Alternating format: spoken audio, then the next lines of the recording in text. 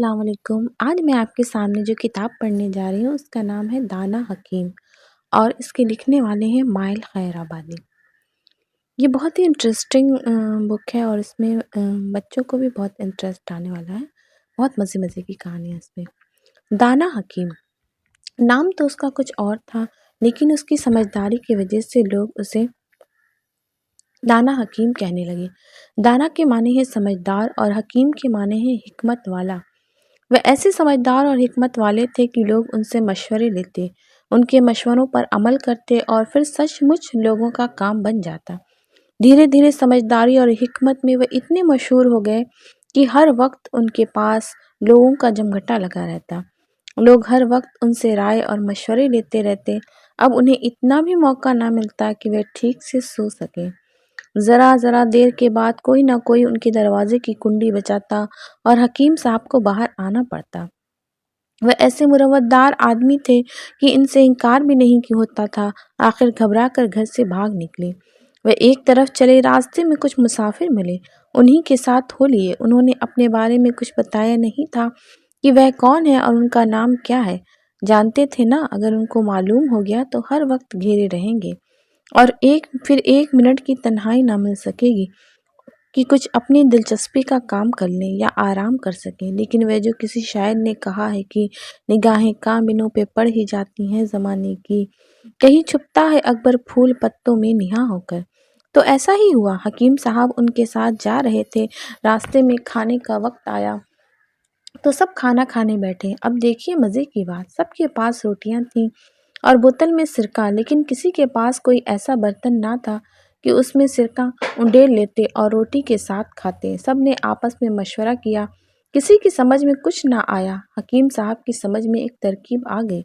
انہوں نے زمین کھود کر پیالے بھر ایک گڈھا بنایا، اس گڈھے میں چمڑے کا ایک ٹکڑا بچھا کر دبایا تو چمڑا گہرا ہو گیا۔ اب سب سے کہا، اس پیالے میں سرکہ انڈیل دو اور روٹی سے کھاؤ۔ یہ ترکیب دیکھ کر سب بہت خوش ہوئے۔ سب نے ان کی سمجھ کی تعریف کی اور انہیں مزہ بھی آ گیا۔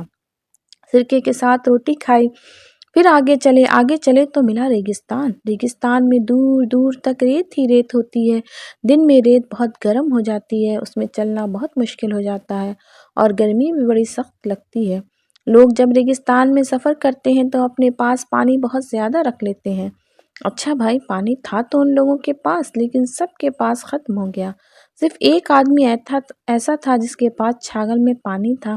ریگستان میں چلتے چلتے سب کو پیاس لگی تو سب نے اس آدمی سے پانی مانگا، لیکن سنیے تو، وہ آدمی تھا بہت کنجوس مکھی چوس۔ اس نے کہا، میں یہ ایک چھاگل پانی 100 روپے میں دوں گا۔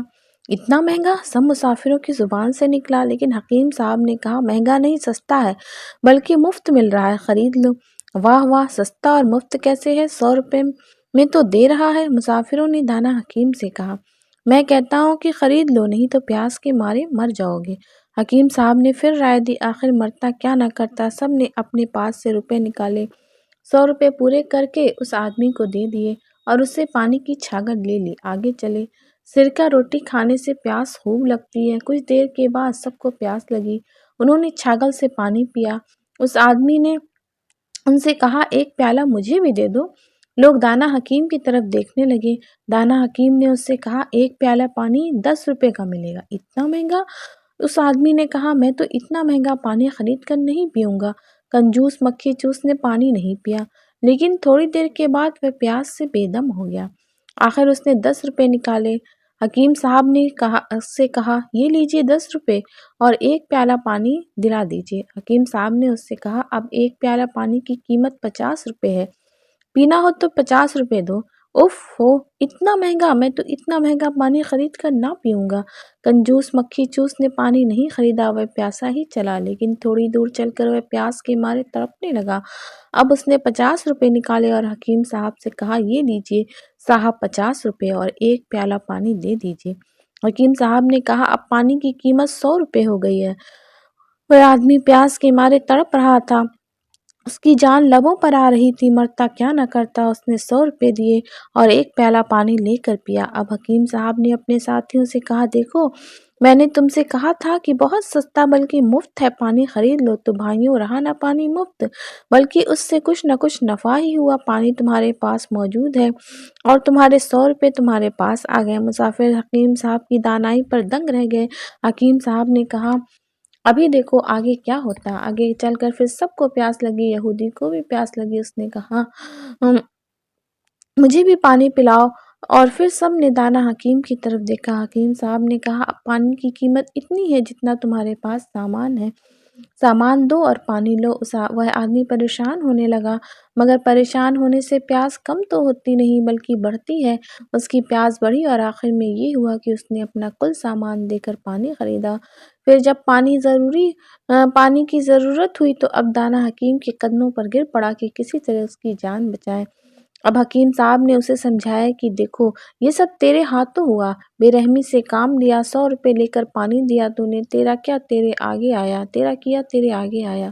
سن، جب ایک ساتھ لوگ سفر کرتے ہیں تو انہیں چاہیے کہ راستے میں ایک دوسرے کے ہمدرد رہیں۔ میں نے تجھ کو یہ نصیحت دینے کے لیے تیرا سامان پانی کے بدلے لے لیا، ورنہ ہمیں تو یہ پسند نہیں۔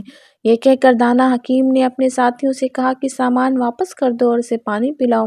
لوگوں نے سامان واپس کر دیا اور اسے پانی پلا دیا اور کہا کہ اب کبھی ایسا مت کرنا۔ اس کے بعد سب دانا حکیم کی اس حکمت پر حیران ہوئے اور خوش بھی۔ حیرانی یہ کہ کیسی حکمت کے ساتھ اس آدمی سے روپے واپس لے لیے، اور خوشی اس بات کی کہ آخر میں کیسی اچھی طرح نصیحت کی۔ اس واقعے کے بعد پھر سب آگے بڑھے۔ چلتے چلتے مغرب کا وقت ہو گیا۔ مغرب کے وقت سب ایک ندی کے کنارے پہنچے۔ ندی پار کرنے کے لیے گھاٹ تلاش کرنے لگے۔ گھاٹ ملا، گھاٹ پر ناویں بندھی تھیں۔ پاس ہی جھوپڑی میں ایک شخص بیٹھا تھا۔ اس سے کہا گیا کہ بھائی ہمیں ندی پار کرا دو اور اپنی اجرت لے لو۔ اس نے جواب دیا کہ گھاٹ کا ٹھیکیدار اس وقت موجود نہیں ہے، اس نے حکم دے رکھا ہے کہ رات کے وقت کسی کو ندی پار نہ ہونے دیا جائے۔ تم لوگ ٹھیکیدار سے اجازت لے آؤ تو میں ناؤ میں بٹھا کر اس طرف اتار دوں گا۔ ٹھیکیدار اس سامنے والے گاؤں میں رہتا ہے۔ مسافروں نے ٹھیکیدار کے پاس جانے کے لیے دانا حکیم کو چنا۔ دانا حکیم گاؤں کی طرف چلے۔ گاؤں میں پہنچے، ٹھیکیدار سے ملے، اس سے حال کہا۔ ٹھیکیدار نے بتایا کہ حاکم شہر نے منع کر دیا ہے، کسی کو رات کے وقت ندی پار نہ اتارا جائے۔ ٹھیکیدار کی اس بات کا جواب حکیم صاحب نے یہ دیا کہ بھائی ہم تو چند مسافر ہیں، ہم سے خطرہ ہی کیا ہے۔ بات تو آپ ٹھیک کہتے ہیں لیکن میں حکم سے مجبور ہوں، یہ ٹھیکیدار کا دوسرا جواب تھا۔ دانا حکیم نے دیکھا کہ ٹھیکیدار کسی طرح نہیں مانتا تو اس سے کہا، اچھا بھائی تم اپنے ناؤ کھینے والے کو یہی لکھ دو کہ ان لوگوں کو روکو مت جانے دو۔ اس نے کہا، یہی تو حکم ہے، اس کے لکھنے میں کیا حرج ہے۔ اس کے بعد ایک پرچے پر لکھا، ان لوگوں کو روکو مت جانے دو۔ حکیم صاحب یہ پرچہ لے کر گھاٹ پر آئے۔ ناؤ کھینے والے سے کہا کہ لو بھائی، ٹھیکیدار نے لکھ دیا ہے کہ ان لوگوں کو روکو مت جانے دو، روکو مت جانے دو۔ یہ پرچہ پا کر اس نے ناؤ کھولی، سب کو اس پر بٹھایا اور ندی کے پار لے جا کر اتار دیا اور لوٹ گیا۔ حکیم صاحب اپنے ساتھیوں کو لے کر شہر کی طرف چلے۔ جیسے ہی شہر کے دروازے پر پہنچے، سپاہیوں نے ان کو گرفتار کر لیا۔ رات بھر انہیں حوالات میں رکھا۔ صبح کو حاکم شہر کے پاس لے گئے تو وہاں دیکھا کہ گھاٹ کا ٹھیکیدار بھی قیدی بنا کھڑا ہے اور اس کے ساتھ اس کا ناؤ کھینے والا بھی۔ جب یہ سب پہنچ گئے تو حاکم شہر نے ٹھیکیدار سے کہا، تو نے رات کے وقت ان سب کو ندی کے پار کیوں اترنے دیا؟ ٹھیکیدار نے جواب دیا، حضور میں نے صاف صاف لکھ دیا تھا کہ ان لوگوں کو روکو مت جانے دو، لیکن یہ میرے اس ناؤ کھینے والے کی غلطی ہے، اس نے ان سب کو دوسری طرف اتار دیا۔ اب حاکم شہر ناؤ کھینے والے کی طرف متوجہ ہوا۔ اس نے کہا، کیوں تو نے ٹھیکیدار کا کہنا نہ مانا؟ حاکم شہر سے یہ سن کر ناؤ کھینے والے نے دانا حکیم کی طرف اشارہ کرتے ہوئے کہا، حضور اس نے تو اسی حکم کو یوں پڑھ کر سنایا تھا کہ ان لوگوں کو روکو مت جانے دو، میں نے روکا نہیں اور انہیں پار اتار دیا۔ کہاں ہے وہ پرچہ؟ یہ رہا حضور۔ یہ کہہ کر ناؤ کھینے والے نے پرچہ حاکم شہر کو دے دیا۔ حاکم شہر نے پرچہ پڑھا، لکھا تھا، ان لوگوں کو روکو مت جانے دو۔ پرچہ دیکھ کر حاکم شہر مسکرایا۔ اس نے کہا، پرچے میں لکھا ہوا جملہ پڑھتے وقت اگر لفظ روکو پر ذرا ٹھہر کر پڑھا جائے گا تو مطلب یہ ہوگا کہ ان لوگوں کو روکو مت جانے دو، اور اگر لفظ مت پر ذرا ٹھہر کر پڑھا جائے گا تو اس کا مطلب یہ ہوگا ان لوگوں کو روکو مت جانے دو۔ یہ کہہ کر حاکم شہر نے ٹھیکیدار سے کہا، تو نے ایسا جملہ کیوں لکھا؟ اس سے دونوں طرح کا مطلب سمجھا جائے۔ اب تو ٹھیکیدار گھبرایا، اس نے دانا حکیم کی طرف اشارہ کر کے کہا، حضور مجھ سے تو اس شخص نے کہا کہ اچھا یہی لکھ دو، ان لوگوں کو روکو مت، جانے دو، تو میں نے لکھ دیا۔ اب مجھے کیا معلوم تھا کہ پرچہ لے کر یہ شخص میرے آدمی کو بیوقوف بنا دے گا اور اپنا کام نکال لے گا۔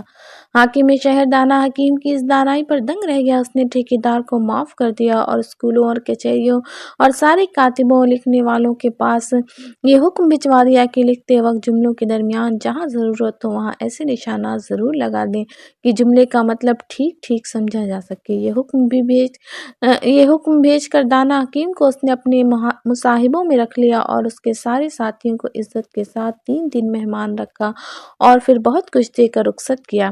کہتے ہیں اس وقت سے کتابوں میں وقفہ یعنی کوما کا نشان اس طرح سے بنایا جانے لگا، جملے کے آخر میں ڈیش اس طرح بنایا جانے لگا اور کسی کو پکارنے کا نشان بنایا جانے لگا۔ حکیم صاحب کی عادت تھی کہ وہ نوابوں، حاکموں اور بادشاہوں سے بہت گھبرایا کرتے تھے۔ ان لوگوں کے سامنے جس ادب اور تعظیم کے ساتھ کھڑے ہونا اور بیٹھنا پڑتا تھا وہ دانا حکیم کو پسند نہ تھا۔ ایسی ہی اور باتیں تھیں جن کی وجہ سے حکیم صاحب تھوڑے ہی دنوں میں حاکم شہر کے پاس رہنے سے گھبرا گئے۔ انہوں نے حاکم شہر سے اجازت لی کہ گھر ہو آؤں۔ حاکم شہر نے اجازت دے دی۔ حکیم صاحب اس کے شہر سے نکلے، ایک قافلے کے ساتھ چلے اور پھر کبھی حاکم شہر کے پاس نہ گئے۔ 2 مقدمے۔ دانا حکیم اس قافلے کے ساتھ جا رہے تھے۔ کئی دن چلتے رہے۔ راستے میں کوئی شہر پڑتا یا کوئی اور ٹھہرنے کی جگہ ہوتی تو قافلہ ٹھہر جاتا، حکیم صاحب بھی ٹھہر جاتے۔ ایک دن قافلے کے ساتھ جا رہے تھے، راستے میں ایک شخص ملا۔ اس نے قافلے والوں سے پوچھا، کیا ادھر سے کوئی اونٹ گیا ہے؟ قافلے والوں نے جواب دیا، ہم نے نہیں دیکھا۔ لیکن حکیم صاحب نے اس شخص سے اس طرح باتیں شروع کر دی، حکیم صاحب کیا تمہارا اونٹ کانا تھا؟ وہ شخص، جی ہاں میرا اونٹ کانا تھا۔ حکیم صاحب تمہارا اونٹ دم کٹا بھی ہے؟ جی ہاں میرے اونٹ کی دم کٹی ہے۔ اس کا ایک پاؤں لنگ کرتا ہے؟ وہ شخص، جی ہاں وہ لنگڑا بھی ہے۔ حکیم صاحب تمہارا اونٹ بتکا ہوا ہے؟ وہ شخص، جی ہاں وہ ایسا بھی ہے۔ بھائی جلدی بتاؤ وہ کدھر گیا؟ حکیم صاحب میں نے تمہارا اونٹ دیکھا ہی نہیں تو پھر کیا بتاؤں وہ کدھر گیا؟ اب تو وہ شخص حکیم صاحب سے لپٹ گیا، پکارا، لوگوں انصاف کرو نہیں تو میں اس بڈھے کو بادشاہ کے پاس لے جاؤں گا۔ اس کی پکار پر قافلے والے متوجہ ہو گئے۔ حال پوچھا۔ اونٹ والے نے بتایا کہ یہ بوڑھا شخص میرے اونٹ کی ساری پہچانیں بتاتا ہے لیکن پھر کہتا ہے کہ میں نے نہیں دیکھا۔ تو بھائیوں جب اس نے دیکھا ہی نہیں تو پہچان ٹھیک ٹھیک کیسے بتاتا ہے؟ غیب کا علم تو صرف خدا کو ہے۔ اس نے ضرور میرا اونٹ دیکھا ہے، میں اسے اپنے بادشاہ کے پاس ضرور لے جاؤں گا۔ یہ سن کر قافلے والوں نے دانا حکیم سے کہا، بڑے میاں اس بیچارے کو کیوں پریشان کرتے ہو؟ تم نے ضرور دیکھا ہے تبھی تو پہچانے بتا رہے ہو، مذاق ہو چکا، اب بتا بھی دو کہ اس کا اونٹ تم نے کہاں دیکھا اور کدھر گیا؟ حکیم صاحب نے خدا کی قسم کھا کر کہا کہ میں نے اس کا اونٹ نہیں دیکھا، میں نہیں جانتا کہ اس کا اونٹ کہاں ہے۔ قافلے والے تو کچھ سوچ کر چپ ہو گئے۔ ان کو یہ بھی معلوم ہو گیا کہ آگے جو شہر پڑے گا وہاں بادشاہ موجود ہے اور وہ شہر راجدھانی ہے۔ وہ سب اپنے اپنے سامان سنبھالنے لگے۔ اونٹ والے نے حکیم صاحب کو نہ چھوڑا، وہ ساتھ ساتھ رہا۔ جب قافلہ شہر میں داخل ہوا تو اس آدمی نے بادشاہ کی دہائی دے کر چیخ ماری۔ جھٹ پولیس والے آ گئے، حال پوچھا اور دونوں کو پکڑ کر بادشاہ کے سامنے لے گئے۔ ساتھ میں قافلے کے کچھ لوگ بھی گئے کہ دیکھیں یہ اونٹ کس کروٹ بیٹھتا ہے، یعنی اس مقدمے میں کیا ہوتا ہے۔ جس وقت یہ سب بادشاہ کے دربار میں پہنچے اس وقت وہاں ایک مقدمہ پیش تھا۔ مقدمہ یہ تھا کہ ایک شخص مر گیا تھا، اس نے اپنے گھر میں دوسری جائیداد کے علاوہ 19 گھوڑے بھی چھوڑے تھے اور گھر میں ایک بھائی، ایک بیوی، ایک بیٹا چھوڑا تھا۔ مرتے وقت اس نے کہا کہ میری کل جائیداد کا آدھا حصہ میرے بھائی کو دیا جائے، چوتھائی حصہ بیوی کو اور 5واں حصہ بیٹے کو دیا جائے۔ اس کے مرنے کے بعد اور جائیداد تو سب نے اسی حساب سے بانٹی، لیکن گھوڑوں کے بٹوارے میں پریشانی ہوئی۔ لوگوں نے رائے دی کہ 19 گھوڑوں کو آدھا، چوتھائی اور 5واں حصہ کرنا ممکن نہیں، زیادہ اچھا یہ ہے کہ گھوڑوں کو بیچ ڈالو اور رقم آپس میں بانٹ لو۔ یہ بات کسی نے نہیں مانی کیونکہ وہ گھوڑے انہیں بہت پسند تھے۔ وہ اپنا مقدمہ لے کر بادشاہ کے پاس آئے۔ بادشاہ کی سمجھ میں نہیں آ رہا تھا کہ گھوڑے کس طرح تقسیم کرے، جبکہ ہر ایک تقسیم کے مطابق حصہ دینے میں ایک گھوڑا کاٹنا پڑتا تھا۔ جو لوگ دربار میں بیٹھے ہوئے تھے وہ بھی سوچ رہے تھے، لیکن بات وہی تھی کہ کاٹے بغیر گھوڑے بٹ نہیں سکتے تھے۔ دربار میں پہنچ کر حکیم صاحب کو گھوڑوں کی تقسیم کی پریشانی کا حال معلوم ہوا تو انہوں نے بادشاہ سے کہا، اگر آپ ایک گھوڑے اپنی استبل سے منگوا دیں تو میں ان سب کو راضی کرا دوں گا، سب کو گھوڑوں کو کاٹے بغیر ان کے حصے سے زیادہ مل جائے گا، اب آپ کو آپ کا گھوڑا واپس کر دوں گا۔ اس سے اچھی بات کیا ہے؟ بادشاہ نے کہا۔ پھر استبل سے ایک گھوڑا منگوایا۔ کل گھوڑے 20 ہو گئے تو اب دانا حکیم میں اس طرح بانٹا، 20 کے آدھے 10 گھوڑے تو مرنے والے کے بھائی کو ملے، 20 کے چوتھائی یعنی 5 گھوڑے بیوہ کو ملے، 20 کا 5واں حصہ یعنی 4 گھوڑے بیٹے کو ملے۔ اس طرح گھوڑے تقسیم ہو گئے تو لوگوں نے حساب لگا کر کے دیکھا تو سچ مچ سب کو ان کے حصوں سے زیادہ ملا تھا۔ پھر بھی ایک گھوڑا بچ گیا کیونکہ 10، 5 اور 4 مل کر 19 ہی ہوتے ہیں۔ 20واں گھوڑا حکیم صاحب نے استبل واپس بھجوا دیا۔ واہ واہ، سبحان اللہ! دربار کے سارے لوگ تعریف کرنے لگے۔ بادشاہ بھی بہت خوش ہوا، مرنے والے کے گھر والے بھی خوش واپس ہو گئے۔ بادشاہ نے حکیم صاحب کو انعام دینا چاہا لیکن اس سے پہلے اونٹ والے نے اپنا مقدمہ پیش کیا تو سارے ہی لوگ حیران رہ گئے کہ اتنا سمجھدار بوڑھا اور ناحق اس بیچارے کو پریشان کر رہا ہے۔ بادشاہ نے بھی کہا کہ جب تم نے اونٹ دیکھا نہیں تو پہچان کیسے بتا رہے ہو؟ اس میں کیا بھید ہے؟ بیان کرو، اگر تم ٹھیک بات بتا دی تو میں تم کو خوش کر دوں گا کیونکہ تم مجھے بہت ہی سمجھدار معلوم ہوتے ہو۔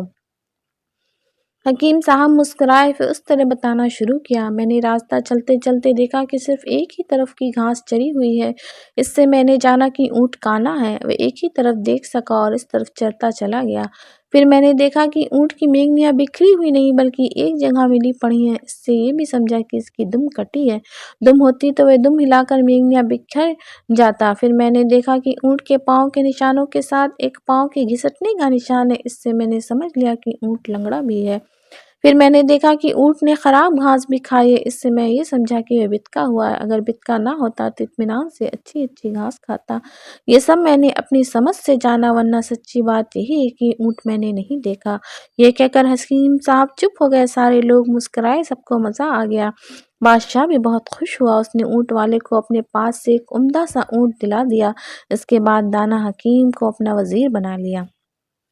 سگا بھائی منگیتر حکیم صاحب بادشاہ کے دربار میں بہت دن رہے۔ انہوں نے رعایا کی بھلائی کے بڑے بڑے کام کیے، لیکن ان کو ایسا محسوس ہوتا رہا کہ دربار میں رہ کر ہر وقت بادشاہ کے حکموں کا خیال رکھنا پڑتا ہے، درباری لباس میں جانا پڑتا ہے، ہر وقت کوئی نہ کوئی جھگڑا سامنے رہتا ہے، کبھی کوئی مقدمہ ہے، کبھی کوئی ملکی معاملہ، کبھی کسی دشمن سے لڑائی ہو رہی ہے، کبھی خزانے کی دیکھ بھال ہے، اور اس طرح کے 20 معاملے ہیں۔ حکیم صاحب کو یہ سب پسند نہیں تھا، وہ آزاد زندگی گزارنا پسند کرتے تھے۔ غریبوں میں رہنا سہنا انہیں اس لیے پسند تھا کہ غریبوں میں رہ کر اللہ کی یاد بنی رہتی ہے، اور اس سے بڑی بات یہ بھی کہ حضور صلی اللہ علیہ وسلم نے اللہ سے دعا فرمائی تھی کہ اللہ مجھے قیامت میں غریبوں کے ساتھ اٹھانا۔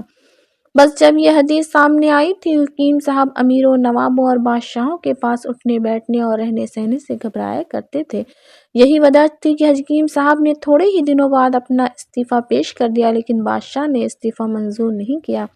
اب حکیم صاحب نے سوچا کہ کیا کرنا چاہیے۔ وہ سوچتے رہے، آخر ایک دن جب بادشاہ دربار میں پہنچا تو دیکھا کہ حکیم صاحب نہیں ہے۔ معلوم ہوا کہ حکیم صاحب رات ہی سے غائب ہیں، کہاں گئے یہ بات کوئی نہ بتا سکا۔ بادشاہ کو بڑا افسوس ہوا، اس نے حکم دیا کہ حکیم صاحب کو تلاش کیا جائے۔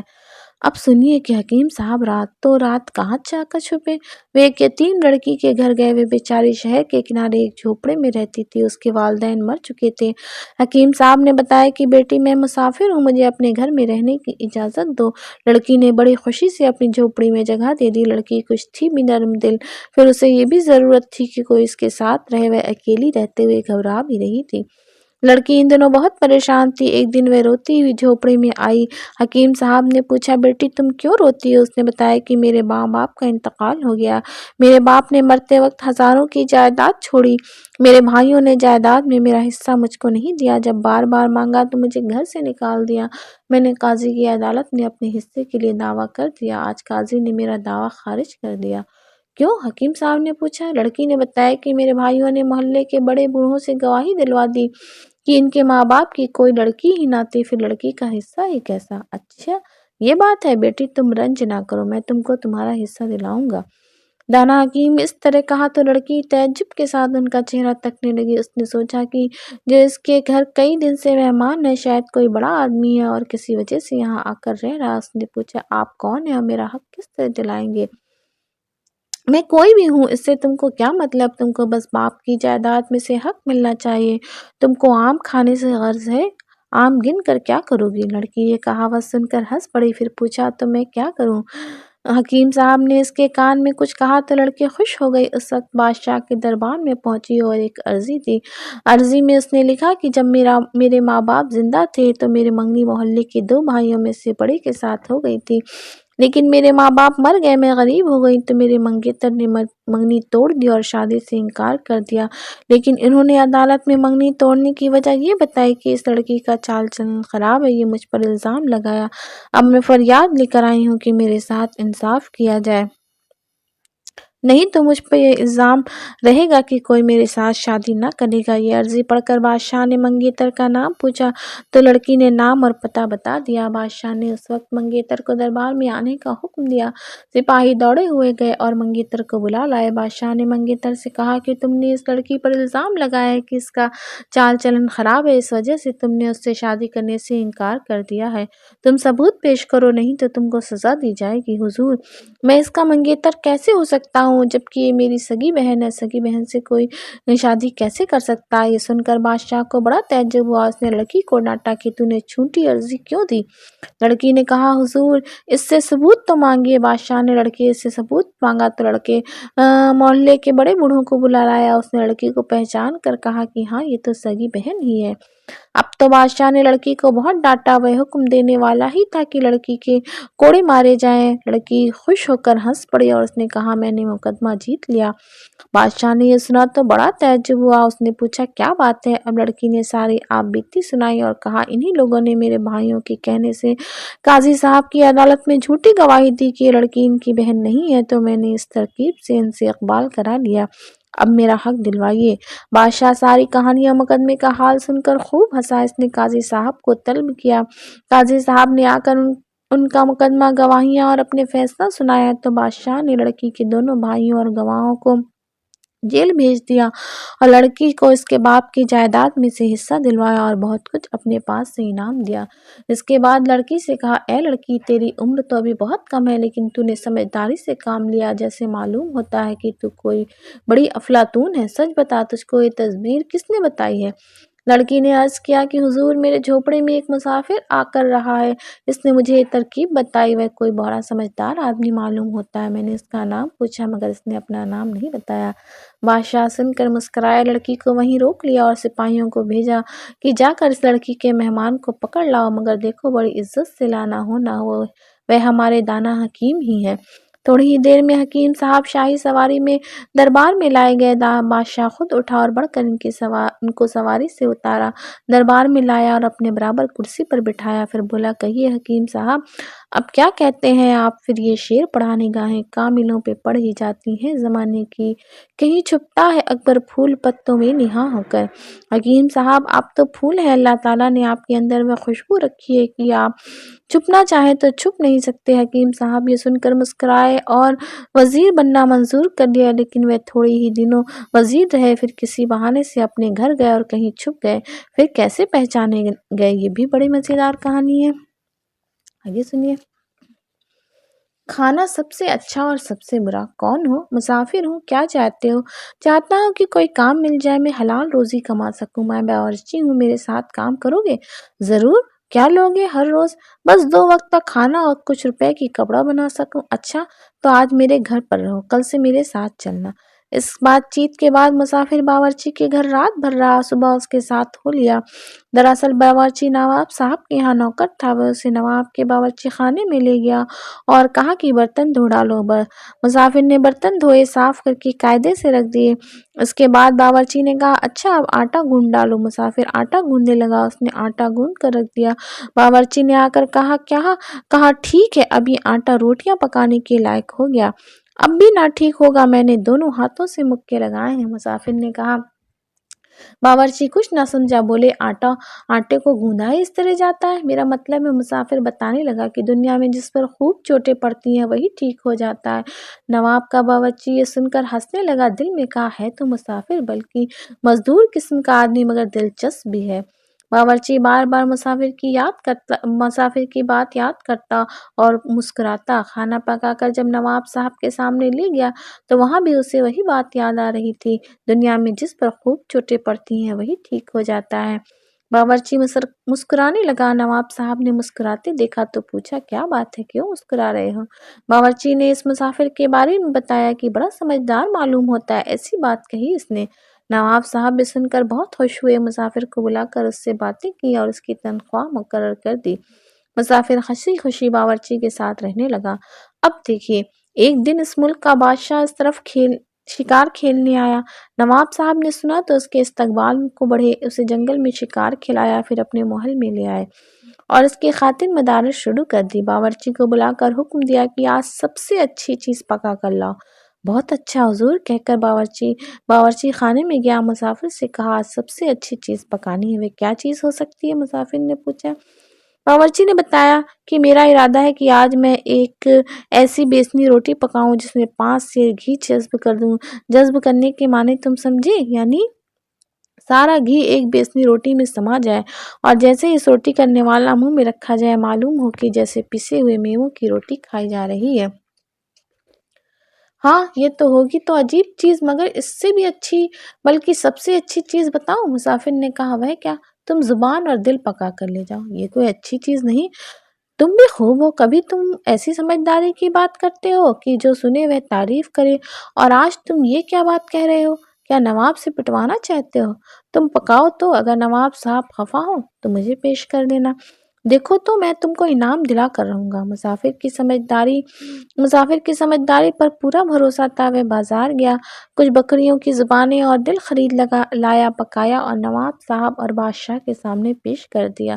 زبانیں اور دل دیکھ کر نواب صاحب دل ہی دل میں بہت خفا ہوئے۔ بادشاہ کو بھی بڑا تعجب ہوا کہ شاہی کھانے میں نہ زردہ، نہ پلاؤ، نہ قورمہ، نہ متنجن، نہ شاہی ٹکڑے، نہ شامی کباب، لیکن وہ بادشاہ تھا مسلمان، جو سامنے آیا شوق سے کھا لیا، اللہ کا شکر ادا کیا، کھانے کی تعریف بھی کی۔ آپ سمجھے کیوں؟ کیونکہ پیارے نبی صلی اللہ علیہ وسلم نے فرمایا کہ اللہ کے دیے ہوئے رزق کو برا نہ کہو۔ کھانا کھانے کے بعد نواب صاحب باورچی خانے کی طرف چلے گئے۔ باورچی کو خوب ڈانٹا اور غصے میں کہا، اچھا کل سب سے بری چیز پکانا۔ یہ حکم دے کر نواب صاحب بادشاہ کی خاطر مدارت میں لگ گئے۔ ادھر باورچی نے مسافر سے سارا حال کہا اور کہا، میں تمہارے کہنے میں آ گیا، اب میری خیر نہیں، اب بتاؤ۔ نواب صاحب نے حکم دیا کہ سب سے زیادہ بری چیز پکا کر لاؤں۔ بتاؤ کیا پکاؤں؟ وہی جو کل پکایا تھا، یعنی زبان اور دل۔ جی ہاں، تو تمہارا مطلب یہ ہے کہ آج نواب صاحب مجھے بادشاہ کے سامنے ہی قتل کر دیں؟ نہیں، آج تم کو ضرور انعام ملے گا۔ نہیں بھائی، میری توبہ، میں بادشاہ کو اس کا جواب کیا دوں گا کہ وہی چیز سب سے بری اور وہی چیز سب سے اچھی؟ میں بتاتا ہوں، لیکن تمہارے کان میں بتاؤں گا، کوئی اور نہ سنے۔ یہ کہہ کر مسافر نے باورچی کے کان میں کچھ کہا۔ باورچی سن کر مسکرایا، خوب ہے، خوب ہے، اس کی زبان سے نکلا۔ پھر وہ زبانیں اور دل لے آیا اور پکا کر نواب صاحب اور بادشاہ کے سامنے پیش کیا۔ اب تو غصے کے مارے نواب آپے سے باہر ہو گیا، اس کا چہرہ سرخ ہو گیا، ڈانٹ کر بولا، نالائق، جب میں نے کہا کہ سب سے اچھی چیز پکا تو زبانیں اور دل پکا لایا، اور جب کہا سب سے بری چیز پکا تو پھر وہی سامنے لایا۔ بول، ایسا کیوں کیا؟ ورنہ تجھ کو ساری عمر کے لیے جیل بھیج دوں گا۔ باورچی نے نہایت ادب سے جواب دیا، حضور خفا نہ ہو، دل اور زبان ہی ایسی چیز ہے، اگر دل میں اچھی باتیں سوچیں اور زبان سے وہی باتیں ادا کریں تو دل اور زبان سے بہتر کوئی چیز نہیں، اور اگر دل میں بری باتیں سوچیں اور زبان سے بری باتیں بکیں تو اس سے زیادہ کوئی چیز بری نہیں۔ پیارے نبی صلی اللہ علیہ وسلم نے ان دونوں کے بارے میں نصیحت فرمائی ہے کہ انہیں بری باتوں سے بچاؤ۔ باورچی نے کہا تو نواب صاحب اور بادشاہ دونوں اس کی بات پر भड़क उठे। बादशाह सोचने लगा, ये बावर्ची ऐसी समझदारी की बात कैसे सोच सकता है। उसने बावर्ची से पूछा, सच बताओ, ये बात तुमने खुद सोची है या तुमको किसी ने बताई है। बावर्ची ने कहा, हुजूर, कुछ दिन हुए एक मुसाफिर आया, उसने बावर्ची खाने में नौकरी कर ली और वह ऐसी समझदारी की बातें करता है कि कोई सोच भी नहीं सकता। उसके कहने से मैंने दोनों दिन ये खाना पेश किया। उसने ये हिकमत की बात बताई। अच्छा, आप यहाँ आकर छुपे हैं, बादशाह की जुबान से निकला। वह मुस्कुराया। नवाब को बादशाह की बात पर ताज्जुब हुआ। उसने ये क्या कहा? आखिर नवाब साहब ने बादशाह से पूछ लिया कि हुजूर, आपने ये बात किसके बारे में कही। बादशाह ने बताया कि पहले पहरा लगा दो, तुम्हारे महल से निकलकर कोई बाहर ना जाए, इसके बाद इस मुसाफिर को मेरे सामने लाओ। मैं समझ गया वह कौन है। अगर देर करोगे तो वह मुसाफिर भाग जाएगा, बल्कि चलो मैं खुद उसके पास चलता हूँ। बादशाह उठ खड़ा हुआ। नवाब साहब साथ हो लिए।